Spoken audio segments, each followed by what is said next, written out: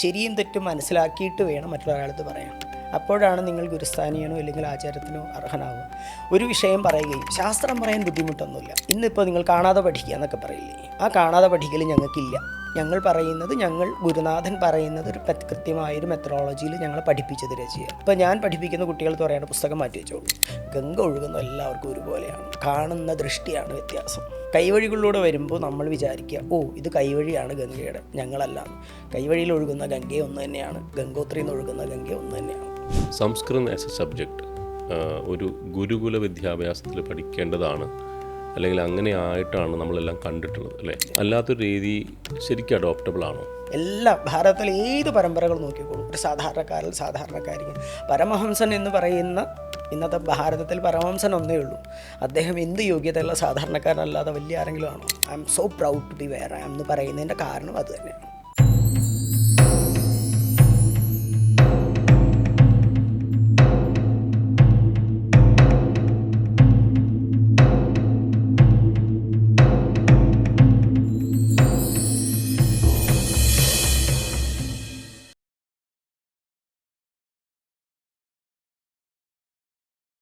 നമസ്തേ, എല്ലാവർക്കും യതീഷിലേക്ക് സ്വാഗതം. ഇന്ന് എനിക്ക് തോന്നുന്നു വളരെ വ്യത്യസ്തമായൊരു മേഖലയിലേക്ക് നമ്മൾ കടക്കുകയാണ്.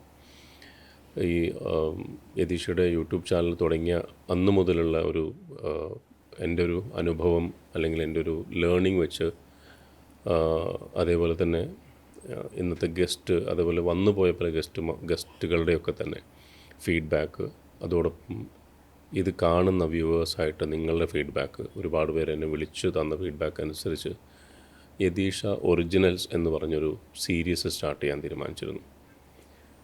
എന്തിനാണതെന്ന് ചോദിച്ചാൽ, നമ്മൾ കോളേജ് പഠിക്കുന്ന സമയത്തൊക്കെ തന്നെ അല്ലെങ്കിൽ സ്കൂളിൽ പഠിക്കുന്ന സമയത്തൊക്കെ തന്നെ ഓരോ വിദ്യയും അതിൻ്റെ അടിസ്ഥാന തത്വത്തോടെ നമ്മൾ മനസ്സിലാക്കി പഠിക്കുന്ന സമയത്ത് ചില അധ്യാപകർ നമുക്ക് പറഞ്ഞു തരുന്ന കാര്യങ്ങളിൽ നിന്ന് നമുക്ക് തോന്നും ആദ്യം പഠിപ്പിച്ചത് അല്ലെങ്കിൽ മുന്നേ പഠിച്ചത് തെറ്റായിരുന്നോ, മുന്നേ പഠിച്ചത് ശരിയായിരുന്നോ എന്നുള്ളൊരു മനനം നമ്മൾ മനസ്സിലൂടെ കടന്നു പോകാറുണ്ട്.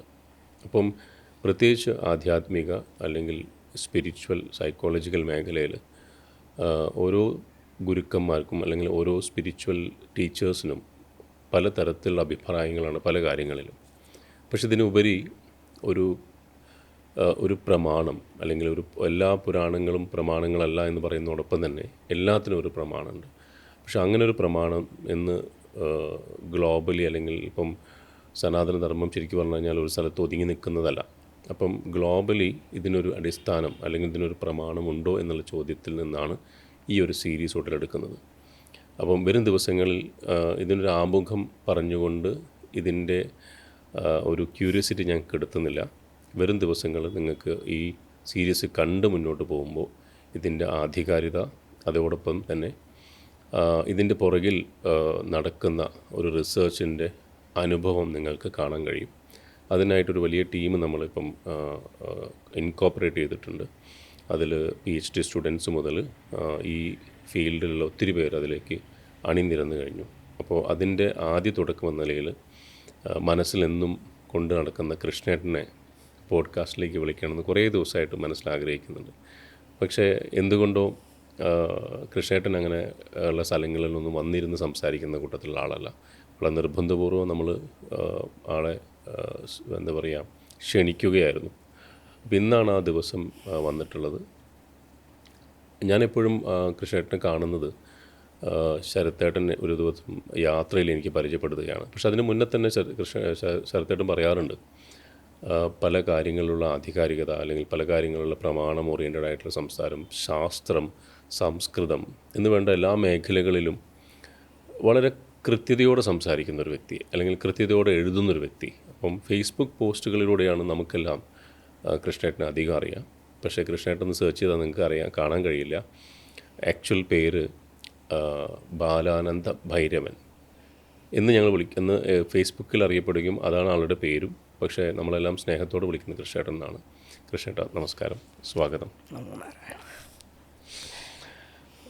ഞാൻ ഇത്രയും ദീർഘമായിട്ടൊന്നും പറയാറില്ല, കാരണം ഗസ്റ്റാണ് എപ്പോഴും പറയേണ്ടത്.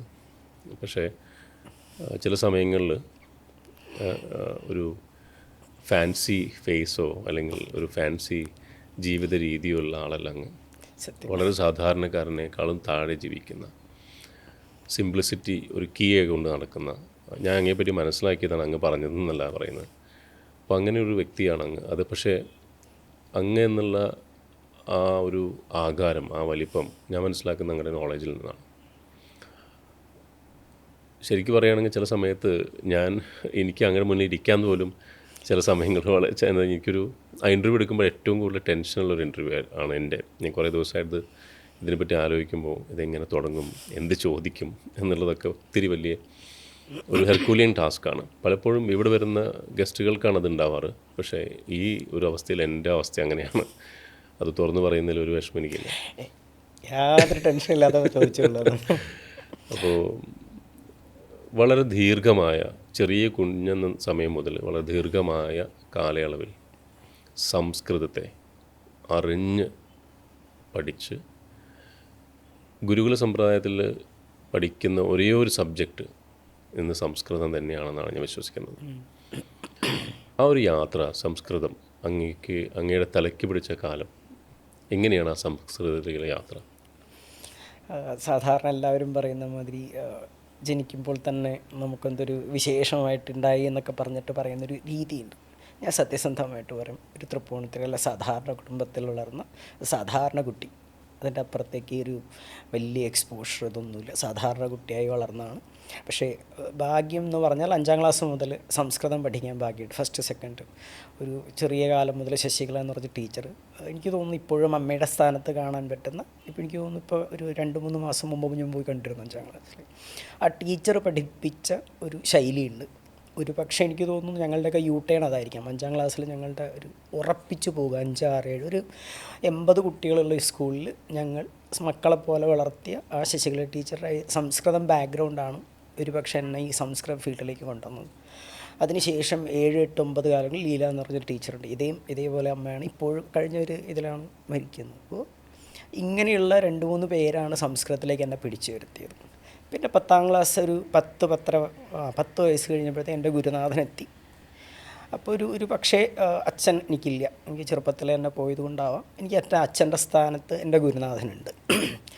അതിൽ നിന്ന് സാധാരണ പ്രീ ഡിഗ്രി MA പോയി എന്നല്ലാതെ ഒരു നമുക്ക് പറയില്ല ഒരു സ്പെഷ്യൽ ഗ്രേഡിൽ നമ്മളിപ്പോൾ ലോകത്തെ സാൻസ്ക്രിറ്റ് സ്കോളർ ആവണം എന്ന് വിചാരിച്ചിട്ടൊന്നും വന്ന ഒരു കുട്ടിയല്ല ഞാനൊരു സാധാരണക്കാരനായി വളർന്നു, സാധാരണക്കാരൻ്റെ കൂടെ തന്നെ വളർന്നു. പക്ഷേ ഒരു ടേണിംഗ് പോയിൻ്റ് എന്ന് വെച്ചിട്ടുണ്ടെങ്കിൽ നമ്മളൊരു പഠിച്ച് വരുമ്പോൾ ഗുരുനാഥന്മാരിൽ നിന്ന് നമുക്ക് ഉണ്ടാകുന്ന ഒരു സാധനമുണ്ട്. ഇങ്ങനെയാണ് നടക്കേണ്ടത്. കൈപിടിച്ച് നടത്തുമ്പോൾ അവരെവിടെയാണോ നിന്നത്, ഇപ്പോൾ എൻ്റെ ഗുരുനാഥനും എൻ്റെ അടുത്ത് പറഞ്ഞിരിക്കുന്നതാണ്, ഞങ്ങൾ എവിടെയാണോ നിൽക്കുന്നത് അവിടെ നിന്നാണ് നിനക്ക് മുമ്പിലേക്ക് നടക്കേണ്ടത്. ഇപ്പോൾ ഞാൻ എൻ്റെ കുട്ടികളുടെ അടുത്ത് പറയുന്നൊരു സാധനമാണ്, ഞാൻ സ്റ്റോപ്പ് ചെയ്തെടുത്ത് നിങ്ങൾ മുമ്പിലേക്ക് നടക്കും. അപ്പോൾ സംസ്കൃതം പഠിച്ചു വന്നൊരു വ്യക്തി എന്നാലും പ്രീ ഡിഗ്രി MA എല്ലാം വ്യാകരണം തന്നെ വന്ന് അതിനുശേഷം JP സേവാളും സുബ്രഹ്മണ്യ സ്വാമി ഉൾപ്പെടെയുള്ള ഒരുപാട് ഗുരുനാഥന്മാരടുത്ത് പഠിക്കുമ്പോൾ അവർ സ്ട്രക്കായി നിന്ന കുറേ ഭാഗങ്ങളുണ്ട്. ഇല്ലെങ്കിൽ ഒരു പ്രശ്നം എവിടെയാണ് സംസ്കൃതത്തിന്, അപ്പോൾ അത് ഓവർകം ചെയ്യേണ്ടത് എൻ്റെ ഉത്തരവാദിത്തമായിട്ട് തോന്നി. അപ്പോൾ അതിൽ ഞാൻ കുറച്ചും കൂടെ റിസർച്ച് ആറ്റിറ്റ്യൂഡിലേക്ക് ഇറങ്ങി ഭാരതത്തിൽ മുഴുവനും യാത്ര ചെയ്ത് ഓരോ ഗുരുനാഥന്മാരടുത്ത് നിന്ന് അപ്പോൾ എവിടെയാണ് പ്രശ്നം എന്നറിഞ്ഞപ്പോൾ അത് ഞാൻ റീട്രാക്ക് ചെയ്യാൻ ശ്രമിച്ചു. അതാണ് യഥാർത്ഥത്തിൽ എൻ്റെ ടേൺ. അല്ലാതെ ഇപ്പോൾ നമ്മൾ ചെറുപ്പത്തിൽ 5ാം ക്ലാസ് മുതൽ തന്നെ ഞാനൊരു വലിയ ആളാകണം എന്ന് വിചാരിച്ചിട്ടെത്തുന്നല്ല. എൻ്റെ വിശ്വാസമാണ്, ഒരു വിദ്യാർത്ഥി എന്നതിൽ നിങ്ങൾ കൃത്യമായി നിശ്ചയിച്ചാൽ, പഠിക്കണമെന്ന് ആഗ്രഹിച്ചാൽ വഴി തനിയെ തുറക്കും. ഇവിടെയാണ് ഗുരുനാഥന്മാരും പരമ്പരകളും നിങ്ങളെ സഹായിക്കുന്നത്. എൻ്റെ യാത്ര വളരെ സാധാരണക്കാരനായിരിക്കുന്ന ഒരു കുട്ടി, ഒരു ഗ്രാമപ്രദേശത്ത് നിന്ന് വളരുന്ന കുട്ടിയായി ഇപ്പോഴും അത് തന്നെ നിൽക്കുന്നു. ഇന്നും അമ്പലത്തിൽ പോയാൽ അതേ കുട്ടിയായിട്ട് തന്നെയാണ് ഇപ്പോഴും എല്ലാവരുടെയും അതേമാതിരി തന്നെയാണ്. അല്ലാതെ അതൊരു പ്രത്യേകത എന്ന് പറയുന്നൊരു സാധനം ഇല്ല. അതുകൊണ്ട് തന്നെ ഈ യാത്രകൾ എന്ന് പറയുന്നത് എൻ്റെ അടുത്ത് ചോദിച്ചാൽ പറയും, ഒരു യാത്രയില്ല, അന്നും ഇന്നും അതേ കൃഷ്ണകുമാരാണ്, ഒരു വ്യത്യാസമില്ല, പേര് മാറ്റി അങ്ങ് വിളിക്കുന്നു എന്നല്ലാതെ ഒരു ചേഞ്ചും ഉണ്ടാവില്ല. സത്യമായിട്ട് അല്ലാതെ ഒരു വെറൈറ്റി ആയിട്ട് ഞാൻ ജനിച്ചപ്പോഴേ തന്നെ പൂർവ്വത്തിൽ ഇങ്ങനെയായിരുന്നു എന്ന് പറയാൻ ഒരു സാധനം എനിക്കില്ല. അന്നും ഇന്നും ഒരേ കുട്ടിയാണ്.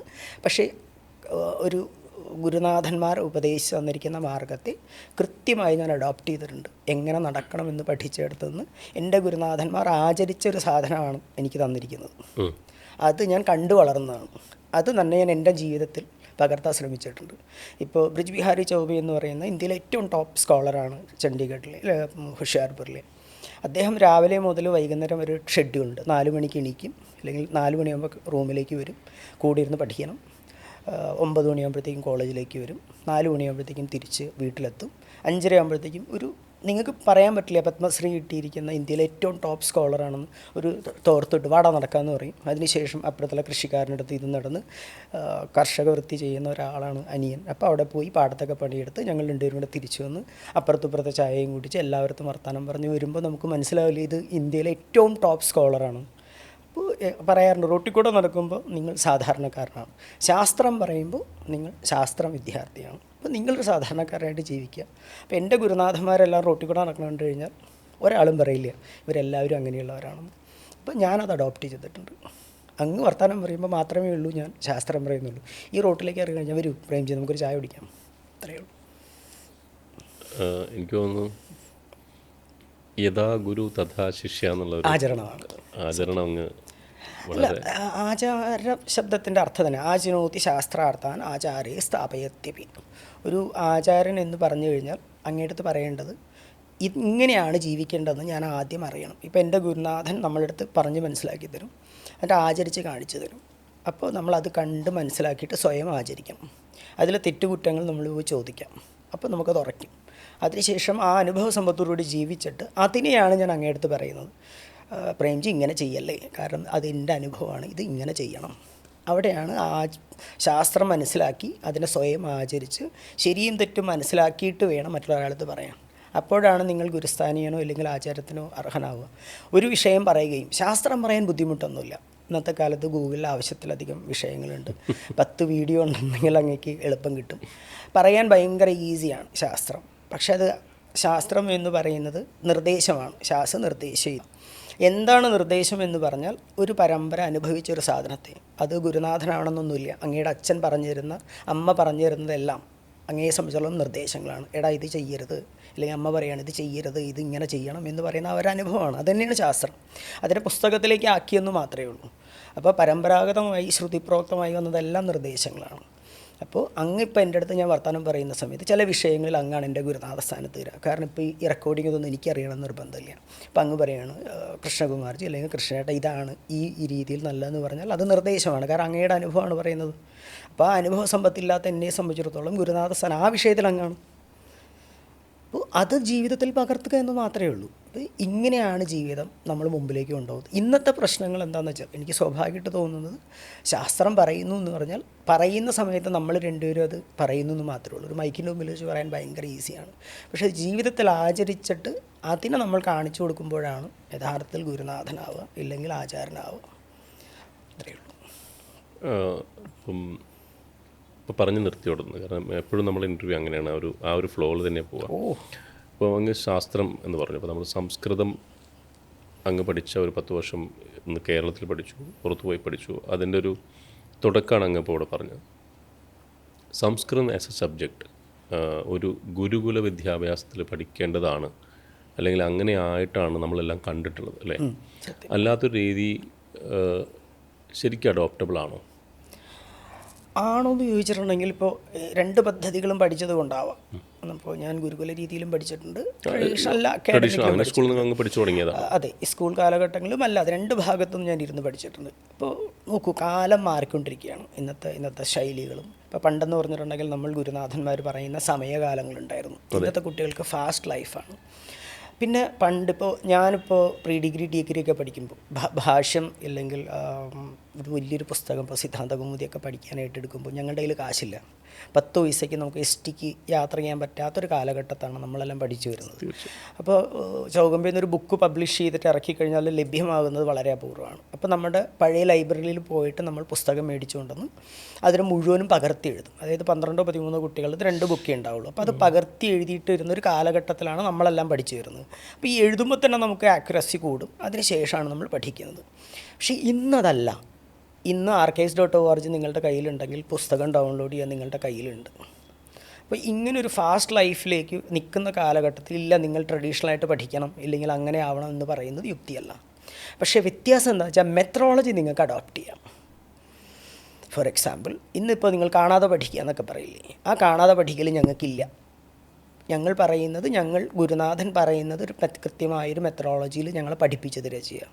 അപ്പോൾ അത് ഇപ്പോൾ ഞാൻ പഠിപ്പിക്കുന്ന കുട്ടികൾ പറയേണ്ട പുസ്തകം മാറ്റി വെച്ചോളൂ. എത്ര ദിവസത്തെ ക്ലാസ് ആണെങ്കിലും ഞാൻ പറയുന്നത് നിങ്ങൾക്ക് മനസ്സിലാവും. അതൊരു മെത്തഡോളജിയാണ്.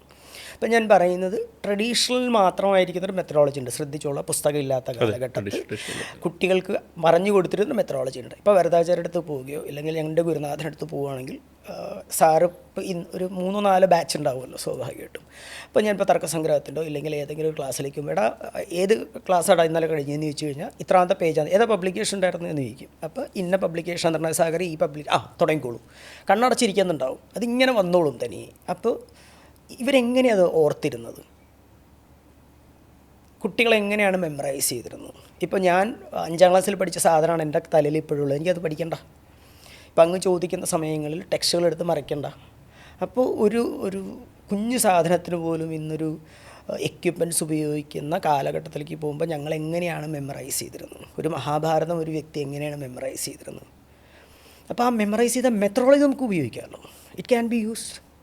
ഇപ്പം ഞാൻ പറയുന്നത് ഒരു മോഡേൺ വിദ്യാർത്ഥി അല്ലെങ്കിൽ അത്ഭുതം എന്ന് വെച്ചാൽ ഞാനൊരു 20-25 വർഷമായിട്ട് ലാപ്ടോപ്പ് മാത്രം ഉപയോഗിക്കുന്ന കുട്ടിയാണ്. ഞാൻ എഴുതാറില്ല, അത്യാവശ്യം എല്ലാ മോഡേൺ ഇതും എടുക്കാറുണ്ട്. അപ്പോൾ ട്രഡീഷണലിനെ മോഡേണിൽ പറ്റുന്ന വിധത്തിലേക്ക് ചേഞ്ച് ചെയ്ത് ഇന്നത്തെ കാലഘട്ടത്തിനനുസരിച്ച് ഉപയോഗിക്കുന്നതിൽ വിരോധമൊന്നുമില്ല. അല്ലാതെ ഇപ്പോൾ നമ്മൾ ട്രഡീഷണൽ മാത്രമായതുകൊണ്ട് അങ്ങനെ മാത്രമേ പാടുള്ളൂ, ഇങ്ങനെ ആവൂ എന്നുള്ളതല്ല. ഒരു കുട്ടി വിദ്യാഭ്യാസം എന്ന് പറയുന്നത് അപ്ഡേഷൻ വേണ്ടതാണ്. ദേശം കാലം അവസ്ഥ അനുസരിച്ച് ഒരു വ്യക്തി എങ്ങനെ ജീവിക്കണം എന്ന് പഠിപ്പിക്കുന്നതാണ് വിദ്യാഭ്യാസം. അപ്പോൾ 2000 ആ കാലഘട്ടത്തിലുള്ളത് മാത്രമേ പാടുള്ളൂ എന്നുള്ളതല്ല.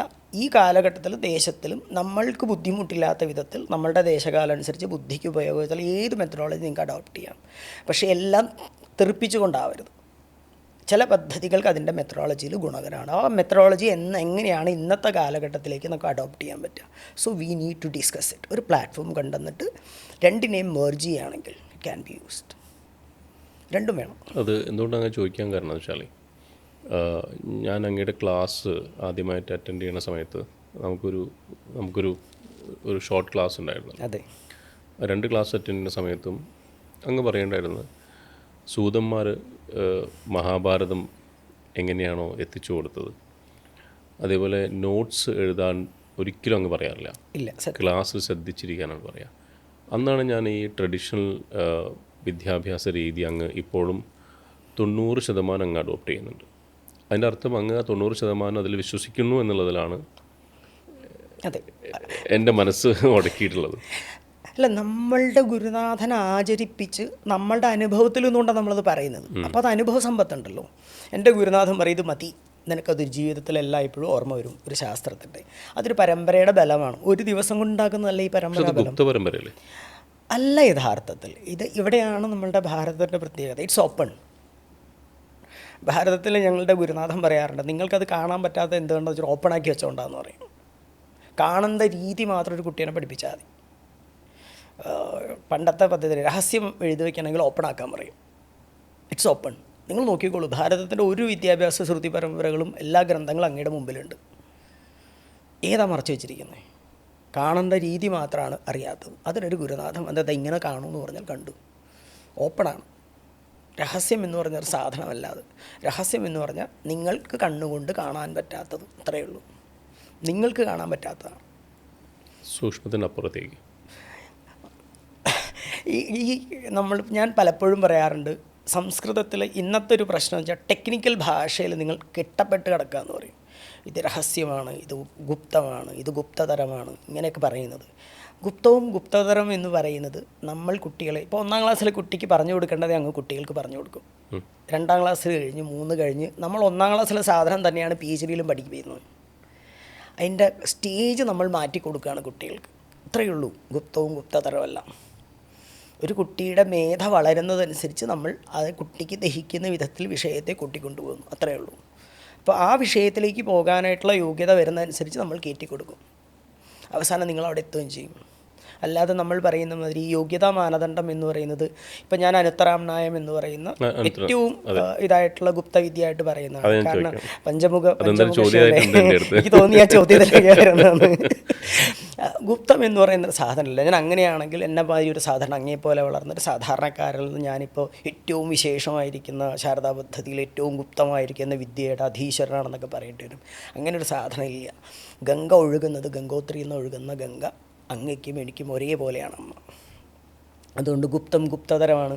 ഇപ്പോൾ എൻ്റെ അടുത്ത് കഴിഞ്ഞ പ്രാവശ്യം ഒരു അമ്മ ഇങ്ങനെ പറഞ്ഞു, വർത്തമാനം പറയും, അപ്പോൾ അങ്ങേപ്പോലെ ഇങ്ങനെ വർത്തമാനം പറയും, ഓ മോനെ മാതിരിയുള്ളവർക്ക് ഇപ്പോൾ ഭഗവതി കൂടി നടക്കുകയാണ്, അപ്പോൾ ഞങ്ങളെ മാതിരി സാധാരണക്കാർക്കൊന്നും പറ്റില്ല. ചോദിക്കാൻ വയ്ക്കുക ചോദ്യങ്ങളൊക്കെ അങ്ങ് പറയാം.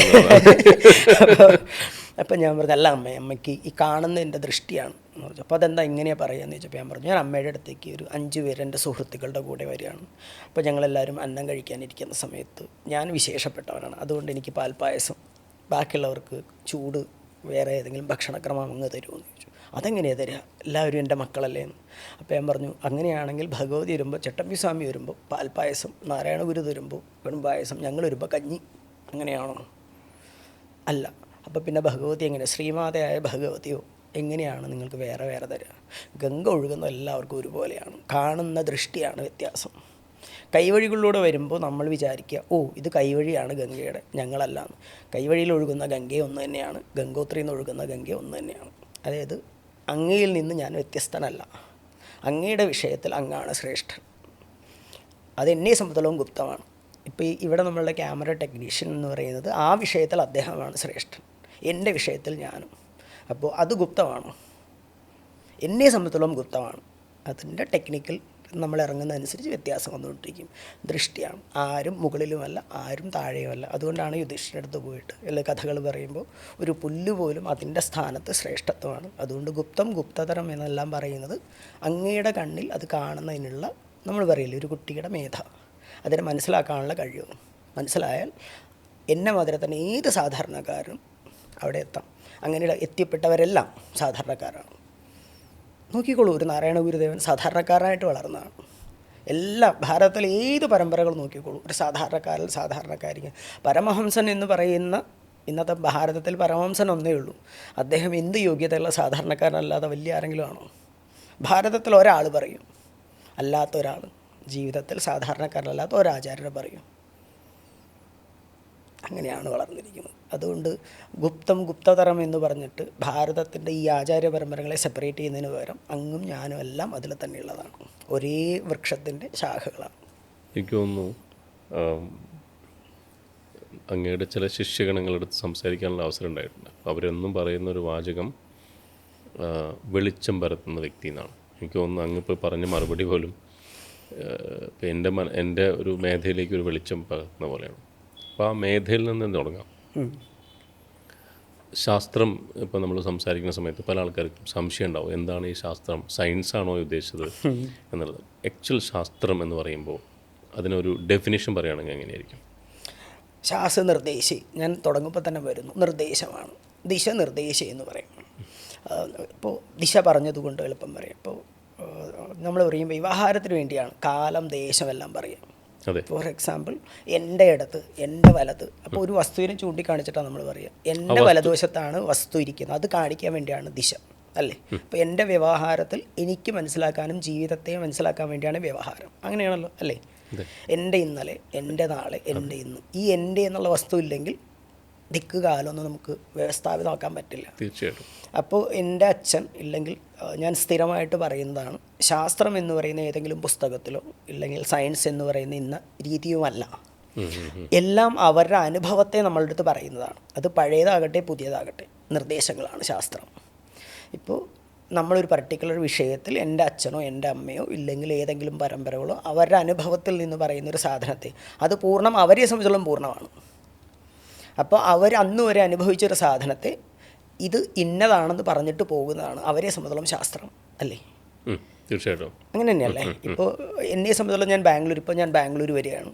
അപ്പോൾ എന്നെ സംബന്ധിച്ചോളം ഞാൻ ആദ്യമായിട്ടാണ് ബാംഗ്ലൂർ വരുന്നതെങ്കിൽ അവിടെ വളർന്നു വരുന്ന അല്ലെങ്കിൽ വളർന്നിരിക്കുന്ന അങ്ങേ സംബന്ധിച്ചോളം അങ്ങ് പറയുക, ഇന്ന കാരണങ്ങൾ ഈ ബാംഗ്ലൂർ ഇന്നത് ചെയ്യണം. അങ്ങേ സംബന്ധിച്ചോളം അത് നിർദ്ദേശമാണ്. അല്ലേ? എൻ്റെ വ്യവഹാരത്തിൽ എനിക്ക് ഗുണകരമായൊരു സാധനം അങ്ങ് എനിക്ക് പറഞ്ഞു തരുന്ന ഉപദേശങ്ങളെയാണ്. അതാണ് ശാസ്ത്രം. ഇനി മോഡേണായിട്ട് ഇത് തന്നെയാണോ എന്ന് ചോദിച്ചിട്ടുണ്ടെങ്കിൽ ഒരു വിഭാഗം. ഇപ്പോൾ ഞാൻ CCRSലാണെങ്കിലും ശരിക്കും ബാംഗ്ലൂർ റീജിയണൽ റിസർച്ച് ഇൻസ്റ്റിറ്റ്യൂട്ടിൽ വർക്ക് ചെയ്യുമ്പോൾ നമ്മളൊരു മെത്തഡോളജി ഉണ്ടാക്കുന്നത്, അല്ലെങ്കിൽ സ്പെസിഫിക് ഡ്രഗിലാണ് വർക്ക് ചെയ്യുന്നത്. അപ്പോൾ അതിൻ്റെ ടെക്നിക്കൽ അഡ്വൈസർഷിപ്പ് എന്ന് പറയുന്നത് ഞങ്ങൾ പറയുന്നത് ഒരു ഡ്രഗ് എടുത്ത് അതിനെ മനസ്സിലാക്കുമ്പോൾ, ഇല്ലെങ്കിൽ ലാബിൽ കീറി മുറിച്ച് അവർ കൊണ്ടുവരുന്ന ഒരു സാധനത്തിൽ നിന്ന് ഞങ്ങൾ അസംപ്റ്റ് ചെയ്യുന്നത് ഇന്നത് കൊടുത്താൽ ഇന്നത് ഗുണകരമാവും, ഇന്നത് ചെയ്യരുത് എന്ന് പറയുന്നത് ഞങ്ങൾക്കൊരു ഐഡിയ കിട്ടും. അല്ലെങ്കിൽ ഞങ്ങൾ ഒരുമിച്ച് നിൽക്കുമ്പോൾ ആ സാധനത്തെ നമ്മൾ സമൂഹത്തിലേക്ക് പറയും, ഞങ്ങൾ ഇന്ന ലാബിൽ ഇന്ന ടെസ്റ്റ് പ്രകാരം ഞങ്ങളുടെ അനുഭവത്തിൽ നിന്ന് ഇത് ചെയ്യണം, ഇത് ചെയ്യരുത് നിർദ്ദേശമാണ്. നിങ്ങൾ പറയുന്നതൊന്നു തന്നെയാണ്, നിങ്ങളത് ലാബിൽ കാണിച്ചു തരുന്നു എന്നുള്ളതാണ് ഇന്നത്തെ മോഡേൺ ടെക്നോളജി. പഴയത് ലാബിലാണെന്ന് നിങ്ങളുടെ ഇന്ന ലാബിലല്ല എന്ന് മാത്രമാണ്, പക്ഷെ അവരുടെ അനുഭവ സമ്പത്താണ്. ഇപ്പോൾ ശരിക്കും പറഞ്ഞാൽ സയൻസ് ബാക്ക്ഗ്രൗണ്ടിൽ വർത്തമാനം പറയുമ്പോൾ കഴിഞ്ഞ പ്രാവശ്യം ബാംഗ്ലൂർ ഇതേമാതിരി ഒരു ഡിസ്കഷൻ നടത്തിയിരുന്നു, ഒരു 8-9 വർഷം മുമ്പ്. ഈ വേഷം ഇല്ല ആ സമയത്ത്. അപ്പോൾ ഇന്നത്തെ കാലത്ത് ആദിവാസികൾ ഉണ്ടാക്കിയിരിക്കുന്ന ആയുർവേദം എന്ന് പറഞ്ഞപ്പോൾ ഞാൻ അദ്ദേഹത്തിൻ്റെ അടുത്ത് പറഞ്ഞു, അങ്ങ് ഒരു ശാസ്ത്രത്തെ അറിയണമെങ്കിൽ, ഇപ്പോൾ ഞാൻ സയൻസിനെ കുറിച്ച് അധികം പറയാറില്ല, ഫിസിക്സോ കെമിസ്ട്രിയോ, കാരണം I am not the person to say something about that. ഞാൻ യോഗ്യനല്ലാത്തൊരു വിഷയത്തിൽ ഞാൻ കമൻറ്റ് പറയാറില്ല. പക്ഷേ നിങ്ങളിതിപ്പോഴത്തേക്ക് പറയുന്നതിന് മുമ്പ് മനസ്സിലാക്കേണ്ടത് 2000 വർഷങ്ങൾക്ക് മുമ്പോ 1000 വർഷം 500 വർഷം അല്ലെങ്കിൽ 50 വർഷം ആയിക്കോട്ടെ, ഒരു വ്യക്തി ജീവിതകാലം മുഴുവൻ അനുഭവിച്ചൊരു സാധനത്തെ ഗ്രന്ഥത്തിലേക്ക് എഴുതുമ്പോൾ അവരുടെ അനുഭവ സമ്പത്ത് ശരിയോ തെറ്റോ എന്നെങ്കിലും തിരിച്ച് പറയാനുള്ള കഴിവ് നിങ്ങളത് നോക്കിയിട്ട് വേണം ചെയ്യാൻ. ഭാരതത്തിൽ ആയുർവേദ ഗ്രന്ഥങ്ങളെ നോക്കുന്ന വൈദ്യന്മാർ മാത്രമല്ല, ഇപ്പോൾ ഏറ്റവും വലിയ ലാബാണ് പൂനെ. അതിൽ വർക്ക് ചെയ്യുന്ന ഒരു ആയുർവേദ വിദ്യാർത്ഥികളല്ല, സയൻസ് ബാക്ക്ഗ്രൗണ്ടുള്ള ലാബ് ടെക്നീഷ്യൻസ് ഉൾപ്പെടെയുള്ള സയൻറ്റിസ്റ്റുകളാണ്. അവരൊന്നും സയൻസ് ബാക്ക്ഗ്രൗണ്ട് സംസ്കൃത ഫീൽഡല്ല. അപ്പോൾ അവരെല്ലാവരും മണ്ടന്മാരാണ്. ഭാരതത്തിൽ ആയുഷ് എന്ന് പറയുന്ന ഡിപ്പാർട്ട്മെൻറ്റ് കീഴിൽ വർക്ക് ചെയ്യുന്ന, ലാബിൽ വർക്ക് ചെയ്യുന്നതും ഡ്രഗ് സെക്ടറിൽ വർക്ക് ചെയ്യുന്നവരെല്ലാവരും സംസ്കൃത വിദ്യാർത്ഥികളാണ്, അല്ല സയൻസ് ബാക്ക്ഗ്രൗണ്ടാണ്. അപ്പോൾ അവരെല്ലാവരും മണ്ടന്മാരാണ്. ഈ ആദിവാസികൾ ഉണ്ടാക്കിയിരിക്കുന്ന ഒരു വിഭാഗത്തെ ആണോ അവർ സപ്പോർട്ട് ചെയ്യുന്നത്? അല്ല, ശാസ്ത്രത്തെയാണ്. അപ്പോൾ എല്ലാവരും നിങ്ങൾ പറയാതിരിക്കും. ഇപ്പോൾ 700-800 ഡ്രഗ്സിനെ കുറിച്ച് ചരകം പറയുന്നുണ്ടെങ്കിൽ അതിൻ്റെ രസവീര്യ ഭാഗപ്രഭാവം മുഴുവനും, അതിൻ്റെ രസം എന്താണ്, കഴിക്കുമ്പോഴുള്ള ടേസ്റ്റ് എന്താണ്, ഉദരത്തിലെത്തി എന്താണ് സംഭവിക്കുന്നത്, ആ ഉദരത്തിൽ വന്നു കഴിഞ്ഞതിന് ശേഷം അതിൻ്റെ പ്രഭാവം എന്താണെന്ന് വരെയും ഓരോ ഡ്രഗിനെക്കുറിച്ചും അവർ എഴുതി വെച്ചിട്ടുണ്ട്. അതെങ്ങനെ കണ്ടുപിടിച്ചതാണ്? There some methodology will be there. 100% ഉണ്ടല്ലേ? ഇപ്പോൾ നമുക്കൊരു ഡ്രഗിന് ഇന്ന് മനസ്സിലാക്കണമെങ്കിൽ ലാബിൽ ദിവസങ്ങളോളം എടുക്കും. അപ്പോൾ എന്ത് മെത്തഡോളജിയാണ് അവർ ചെയ്തിരിക്കുന്നത്? ഇല്ലെങ്കിൽ നിങ്ങൾക്കത് റിജക്റ്റ് ചെയ്യാൻ പറ്റുമോ? ഇപ്പോൾ ഫോർ എക്സാമ്പിൾ, ഇപ്പോൾ ഞാനൊരു 10 വർഷമായിട്ട് പാലകാപ്യത്തിൽ വർക്ക് ചെയ്യണം, ആന ചികിത്സയിൽ. ആനയുടെ സ്കാനിങ് ഇന്നും ബുദ്ധിമുട്ടാണ്. എനിക്കത് വൻതാരയിൽ വല്ല ഹൈ ലെവൽ ഇൻസ്റ്റിറ്റ്യൂട്ടുകളിൽ മാത്രമാണ് ഇന്ന് വന്നിരിക്കുന്നത് സ്കാനിങ് മെഷീൻ. ആ സമയത്ത് ഒരു 5 ചാപ്റ്ററുകൾ, അതായത് 750ഓളം പേജുള്ള ഈ പുസ്തകത്തിൽ 5 ചാപ്റ്ററുകൾ വരെ ഈ സ്പെസിഫിക് മർമ്മങ്ങളെക്കുറിച്ചും അതിൻ്റെ കൈ അനക്കണമെങ്കിൽ എത്ര നെർവ് സിസ്റ്റംസ് ഉണ്ട്, തുമ്പിക്കൈ പൊക്കണമെങ്കിൽ എത്ര ഉണ്ടെന്ന് വരെയും എഴുതി വെച്ചിരിക്കുന്ന ഒരു ഇതുണ്ട്. രാമായണകാലീനമാണ്, ശ്രദ്ധിച്ചോളണം. പാലകാപ്യൻ രാമായണകാലീനമായൊരു ഗ്രന്ഥമാണ്. അപ്പോൾ അങ്ങനെയുള്ളൊരു കാലഘട്ടത്തിൽ അവരെന്തും മെത്തഡോളജി കൊണ്ടിട്ടാണ് അത് മനസ്സിലാക്കിയിരിക്കുന്നത്. ഇപ്പോൾ നമ്മൾ പറയാറുണ്ട്, ചത്ത് കിടന്ന മൃഗങ്ങളിലായിരിക്കും അവർ പഠിച്ചിട്ടുണ്ടാവുക. അപ്പോൾ ചത്ത് കിടക്കുന്ന ഒരു ആനയുടെ തുമ്പിക്കൈ പൊക്കുന്നത് എങ്ങനെയെന്ന് പറയും. ആനയുടെ 12 മാസത്തെ ഇല്ലെങ്കിൽ ഒരു പ്രഗ്നൻസി ടൈമിലുള്ള പ്രശ്നങ്ങൾ പറയുന്നുണ്ട്. എങ്ങനെ കണ്ടുപിടിച്ചു? 32-33ഓളം പാദരോഗങ്ങളുടെ വ്യത്യാസം, ഹൃദയ സംബന്ധിയായ രോഗങ്ങൾ എങ്ങനെ ഇവർ മനസ്സിലാക്കി? അപ്പോൾ ഒരു മെത്തഡോളജി എവിടെ ഉണ്ടാവില്ല. അപ്പോൾ ഞാൻ അവരുടെ അടുത്ത് വളരെ സിമ്പിളായിട്ട് പറഞ്ഞു, ഒരു ശാസ്ത്രത്തെ നിങ്ങൾ അടച്ചാക്ഷേപിക്കുന്നതിന് മുമ്പ് നിങ്ങളതിൽ എന്തെങ്കിലും ഉണ്ടെങ്കിൽ അത് നല്ലതെടുക്കൂ. ഹിസ്റ്ററി നമ്മൾ പഠിക്കുന്നത് ശരിയെ സ്വീകരിക്കാനും തെറ്റിനെ വീണ്ടും റിപ്പീറ്റ് ചെയ്യാതിരിക്കാനും വേണ്ടിയാണ്. അപ്പോൾ എൻ്റെ അച്ഛനും അമ്മയും ജീവിതകാലം മുഴുവൻ അനുഭവിച്ച, ഞാൻ ഒരു വ്യക്തിയല്ല പറയുന്നത്, ഭാരതത്തിലെ എന്നല്ല ലോകത്തെല്ലായിടത്തും അവനവൻ്റെ അനുഭവത്തിലൂടെ പറഞ്ഞതിൻ്റെ സാധനത്തെ നിങ്ങൾ ശാസ്ത്രം എന്ന് പറഞ്ഞ് ഒറ്റയടിക്ക് റിജക്റ്റ് ചെയ്യാതിരിക്കും. അതിൽ നിങ്ങളുടെ അച്ഛനും മുത്തച്ഛനും എല്ലാവരും ഉണ്ട് എന്ന് വെച്ചാൽ ഞാൻ അറിഞ്ഞോ അറിയാതെ പറയുന്ന എൻ്റെ അച്ഛനും എൻ്റെ പരമ്പരകളും മണ്ടന്മാരാണെന്നാണ്. ആണോ? അല്ല. I M so proud to be. ഇപ്പം ഞാൻ വർത്തമാനം പറയുന്ന 46 വയസ്സിൽ ഞാൻ ഇങ്ങനത്തെ ഒരു ഭാഷ പറയുന്നത് എൻ്റെ സംസ്കാരമാണ്. അതെൻ്റെ അച്ഛനും അമ്മയും പറഞ്ഞതാണ്. മേ ബി നിങ്ങൾ ഇന്നത്തെ പറയുന്ന സയൻസ് അവർക്ക് അറിയണ്ടാവില്ല, H2O എന്ന് അറിയണ്ടാവില്ലായിരിക്കാം. But I M so proud to be where I am. ഞാനിപ്പോൾ സംസാരിക്കുന്നുണ്ടെങ്കിൽ എൻ്റെ അച്ഛനും അമ്മയും നിന്നിരുന്ന ഈ സംസ്കാരം എനിക്ക് തന്നതാണ്. അതിൽ എല്ലാം ചേർന്നതാണ്. അതുകൊണ്ട് ഒരു സാധനത്തെ നിങ്ങൾ റിജക്റ്റ് ചെയ്യുമ്പോൾ മോഡേണും വേണം, അതോടൊപ്പം തന്നെ എൻ്റെ പരമ്പര വേണം. I M so proud to be where I am എന്ന് പറയുന്നതിൻ്റെ കാരണം അത് തന്നെയാണ്.